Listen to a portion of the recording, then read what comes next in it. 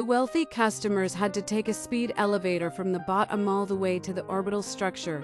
The most sophisticated beings decorated them.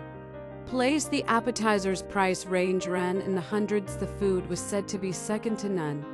Valor's date was from a village below Jen. If she was wealthy and downright beautiful, Valor often accused her of being constructed in a lab. Her eyes could take you away. She wore a stunning outfit that left little to the imagination.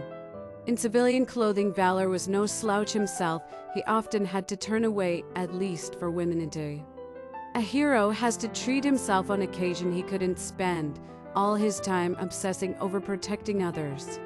Driving on thought played over and over in his head. One would think that Valor's date was simply eye candy, but it was quite the contrary. She was a deep thinker, witty and intelligent. She wasn't pushy or uptight like common girls in this city, and her outstanding beauty didn't bring a superior attitude. He also thought she had an interesting name, Lavinia d'Est and Ava. Their candlelit dinner was perfect. Master of the violins played during their meal-up. Here Valor experienced a little piece of heaven. The two of them had a genuine connection. He stood up and offered his hand. They danced to the music, enjoying the moment. Apparently this was never done before in this prestigious place. Others followed Valor's lead and danced with their dates as well. It was pleasant and the owner seemed pleased. After a while of dancing, something opened up in Valor's heart. This woman seemed to enter like a key. The way she looked up at him spoke volumes without words.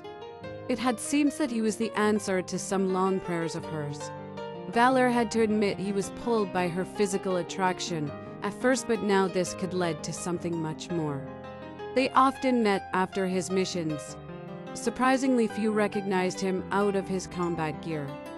Kudo had exclaimed that the citizens are just dumb, but there was a lot more to it. They were creatures of habit. Familiarity was a killer, often becoming the source of illusion. The Self-Master Wolf was a level 9 magic user. He was up there, a formidable opponent to anyone inside. He has a fear of what his true ability can accomplish. He started off his training as a simple prestidigitator. His fascination with the magic arts led him into a deep and manifold path. Alva, a magic user, was ahead of him in sheer dark power. Her omnivorous mind craved it. She fed off of passion, love forbidden or discovered. She was a master seductress. She hunted down artifacts that would increase her power. Wolf could still ruin her plans if he was tactical, but now it seems that he was uninterested in her activity, and she was okay with it. The passion she felt for the fallen leader of the Self-Masters was enough. She was jealous of Master Lun Love.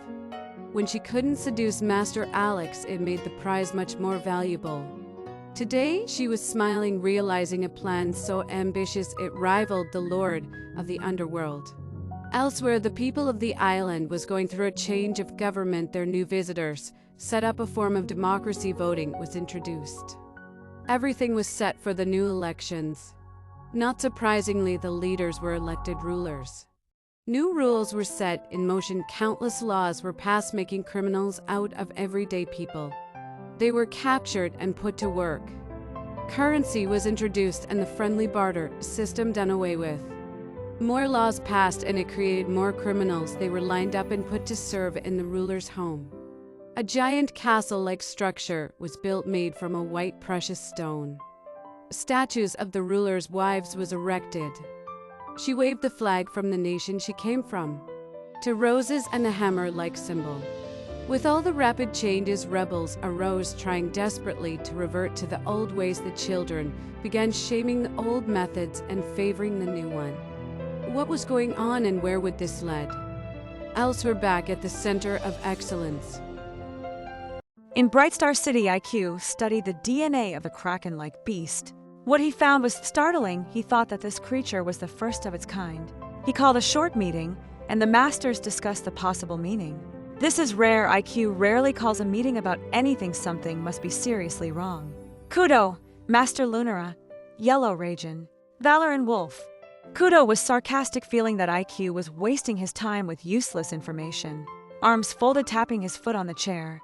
So what if this thing doesn't have a known chain of existence? It's here and could potentially kill us all. By the way, where were you when things hit the fan? Kudo resented those on the team who avoid battles. Wolf tipped his hat and said, "The information isn't useless, don't you know what that means?" Kudo, arms still folded, he looked at Wolf with disdain. "Enlighten me. It means that this creature could have been grown." "You mean someone could have made this thing?" "Impossible. I think you've been on the team long enough to know not to throw around words like impossible." Yellow sat properly in her chair and said, "Why would someone do that? What's the motive?" Raijin let his head rest in his palm. One elbow propped up on the table. "I have no clue what all this means." Valor stood up and said, "It is funny that we haven't heard of this thing before." IQ asked Valor where he first encountered the thing. Middle Islands, somewhere around there. It took Commander Williams down and nearly killed the entire MCA. Kudo still looked indifferent. "Something is going on here," says IQ. "Maybe you're just paranoid, losing your sense of proportion. You're a smart one, but not a detective," Kudo said. IQ casually brushed this off. He knew he was on to something. He would use more drones and send them into action. Master Lunara left the Center of Excellence to meet with the old woman. Once again, they were deep underground. What she had to show Master Lunara smacked the breath from her lungs and turned her into a strength-less shadow of her former self. Underground, she stood in disbelief. Even thought was becoming impossible. The old woman helped her into a chair. "Remarkable, isn't it? Do you know the trouble I underwent to find this? We will both benefit from this, but I need something from you. The Cyterian crystal, like we discussed before. I understand now. Will you retrieve it?" "Yes, it will be done." "Very good, Lunara. We will both have what we deserve." Later, another passionate night left Valor up in the clouds. Their hotel room was 5-star, but his date was 10 stars. Lavinia was wearing nothing but a two-piece. He opened his eyes to see her head on his chest. An old master told him to find the balance in his heroic life. Lavinia was literally a piece of heaven. She woke up and went to the hotel kitchen. Valor sat up and was about to jump in the shower when his sword and case began to glow.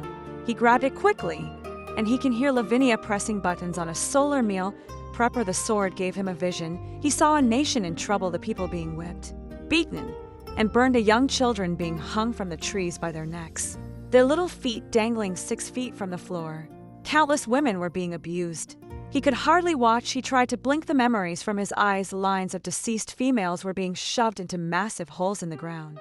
Others were strapped to large ships. Then the sword showed him the location. Still in a trance-like state, the sword gave him another vision. Lavina was on the floor, filled with holes, blood pouring out of her shaky body. He saw himself kneeling over her body. He noticed her garments. It was the same thing that she was wearing right now. He broke contact and lunged.